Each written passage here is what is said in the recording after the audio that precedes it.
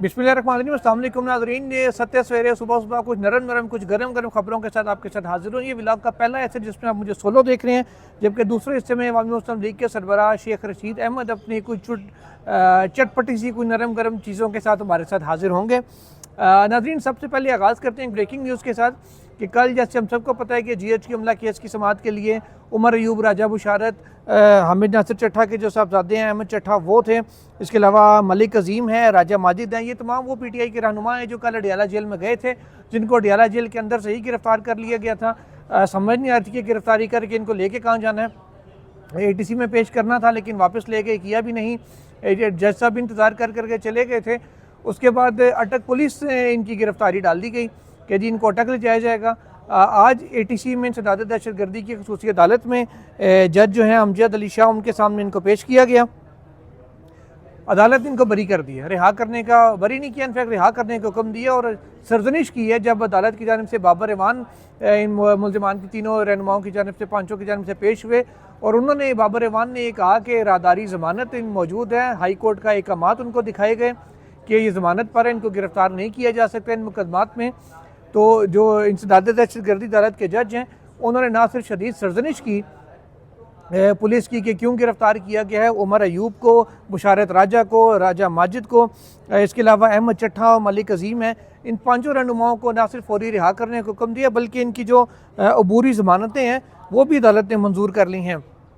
वो जो ज़मानत कबल गिरफ्तारी हैं, इसका मतलब है इनको अब दोबारा इस मुकदमे में गिरफ्तार नहीं किया जा सकता अनलेस अनटिल ये तफ्तीश में पेश ना हो, तफ्तीश में तामुन ना करें या अदालत में पेश ना हो, तो तब ये उनकी गिरफ्तारी की दोबारा जो है वो इस्तदा की जा सकती है।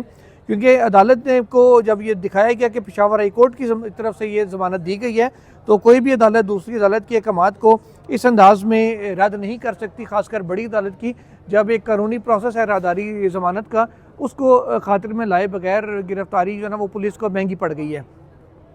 दूसरी नाज़रीन, कुछ आईनी बेंच के हवाले से आपको एक दो चीज़ें इंटरेस्टिंग बतानी है। हुआ ये नाज़रीन कि अब जस्टिस आयशा मलिक साहिबा अगले हफ्ते भी, अब जो मंडे से स्टार्ट हो रहा है, आईनी बेंच का हिस्सा नहीं होंगी बल्कि वो रेगुलर बेंच में का हिस्सा होंगी और रेगुलर बेंच में वो बैठ के अपना काम करेंगी जस्टिस मंसूर अली शाह साहब और जस्टिस अकील अहमद अब्बासी साहब के साथ। तो आयशा मलिक साहब अगले हफ्ते जो 7 रुकनी बेंच आईनी नामजद हुआ था उसमें एक बार फिर से हिस्सा नहीं होंगी।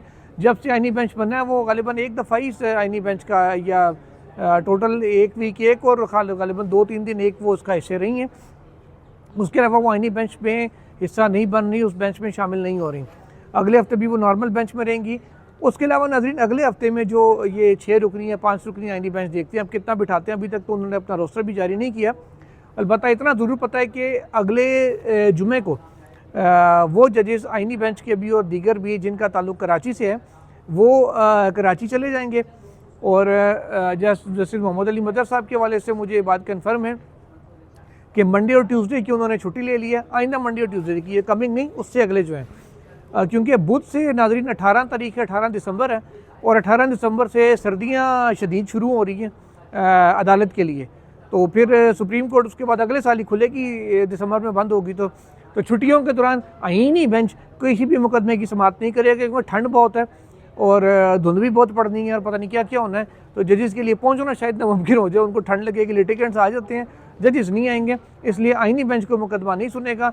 सादी सुप्रीम कोर्ट ज़रूर होगी, वो अपने केसेस जो है वो रूटीन के जो कुछ केसेस होते हैं वो सुनती रहेगी।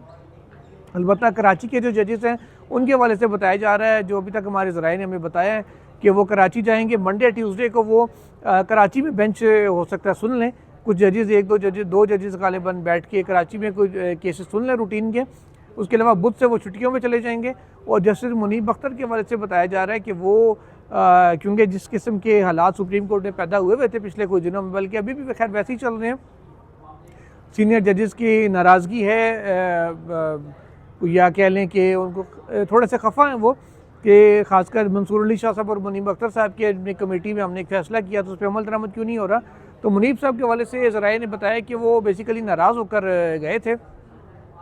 और वैसे तो अमूमन जजेस ने छुट्टी पे जाना हो तो पहले बताते हैं कि हम छुट्टी पे जा रहे हैं, लेकिन इनके हवाले से बताया गया कि इन्होंने जाने के बाद अपनी छुट्टी जो है ना वो दी थी, जिसके बाद उनको लीव सेंक्शन की गई और वो अपनी छुट्टी इंजॉय करके या कह लें कि थोड़ा सा ब्रेक लेके अब वापस पहुँचे हैं और अगले हफ्ते वो बेंच का हिस्सा होंगे। उसके बाद फिर ऑब्वियसली छुट्टियाँ हो जाएंगी, तो उस दौरान शायद वो छुट्टियों में भी अवेलेबल ना हो काम के लिए।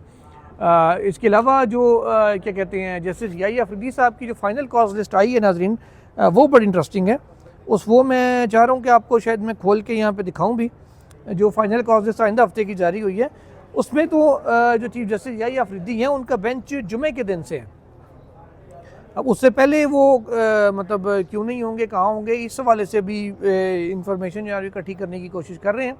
बताया जा रहा है कि शायद वो इस्लामाबाद में ही मौजूद हों, लेकिन वो इसमें होंगे या नहीं, बेंच में क्यों नहीं होंगे, इस हवाले से भी कुछ कहना कबल अज़ वक्त होगा।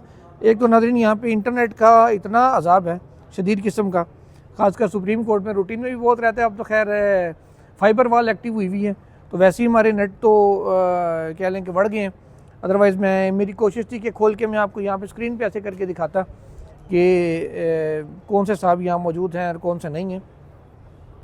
बहरहाल नाज़रीन खबर बहरहाल इतनी है कि वो शायद अगले हफ्ते में ना हो, और छुट्टियों के दौरान शायद सिर्फ 1 या 2 बेंचेस ही यहाँ पर दस्तयाब होंगे, बाकी तमाम जजेस अपनी छुट्टियाँ इंजॉय करेंगे। और क्योंकि केसेस थोड़ा से नीचे आना शुरू हुए हैं, 59,000 समथिंग हो गए हैं केस, ऑलमोस्ट 59,000 के करीब केसेस हैं, तो जो 60,000 से बिला आखिर नीचे आ गए हैं। इसलिए इम्कान यही है कि अब छुट्टियाँ होंगी, जजेस ज़रा रिलैक्स होंगे। साथ ही साथ नाज़रीन ने GH की हमला केस है, उसमें फ़र्द जुर्म आयद हुई है कल, और कल रात को ही फ़र्द जुर्म आयद हुई है जिना हाउस हमला केस लाहौर में भी, और ये फ़र्द जुर्म आयद होगी। नाज़रीन फ़र्द जुर्म आयद हुई है तो अब असल में ट्रायल शुरू हो रहा है।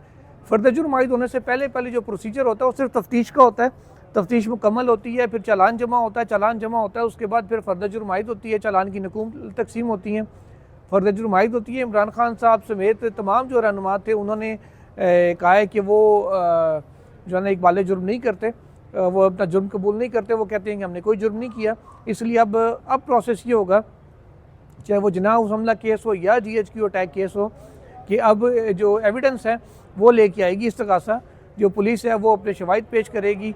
अब देखते हैं कि सबूतों में CCTV फुटेजेस पेश होती हैं या नहीं, या जो कॉल रिकॉर्ड है वो पेश होता है। ऐसी कौन सी एविडेंस है जो पुलिस लेके आती है, पेश करती है, वो इलेक्ट्रॉनिक और डेफिनेटली उसका फ्रांसिक भी करवाना पड़ेगा। वो फिर कानून के मुताबिक देखा जाएगा कि PTI के वकला उसको कैसे डील करते हैं, अदालत उस पर कितना यकीन करती है, कितना नहीं करती। अलबत्ता एक ही दिन में कल ये जो कहा जा रहा है कि जो फ़र्द जुर्म है वो दोनों केसेस में एक साथ ही आयद हुई है, एक लाहौर में, एक इस्लामाबाद में। इंटरेस्टिंग चीज़ें हैं, आज भी डयाला जेल में अहम समात होनी है।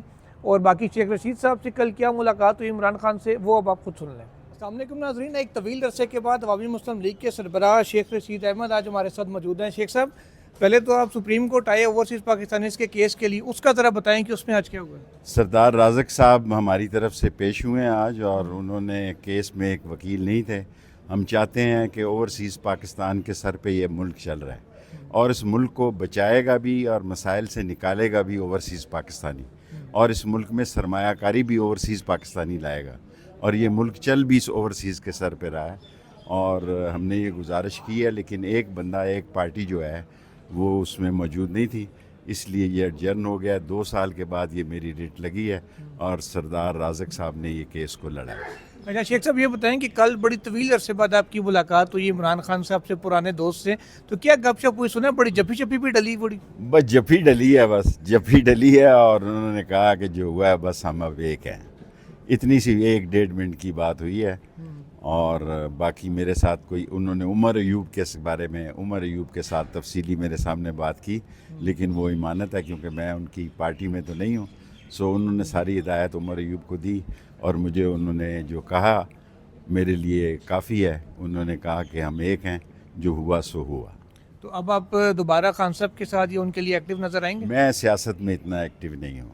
तो शेख साहब दोबारा कब एक्टिव हो रहे हैं सियासत में? क्यों आप जैसे सीनियर सियासतदान भी अगर एक्टिव इस वक्त नहीं होंगे तो फिर कब होंगे? देखें, अभी सियासत का वक्त नहीं आया। जिस दिन मैं एक्टिव हो जाऊँ समझ लें कि सियासत का वक्त आ गया है। तो मौजूदा हुकूमत के बारे में क्या कहेंगे? ये चल रही है, जारी है? कौन सी हुकूमत, कैसी हुकूमत, कौन सी हुकूमत, कैसी हुकूमत, किसकी हुकूमत? जिनकी हुकूमत है वो चल। शहबाज शरीफ की। मेरा मतलब है वैसे ही अब आप मूड सुबह सुबह ख़राब करने लगे। Thank you.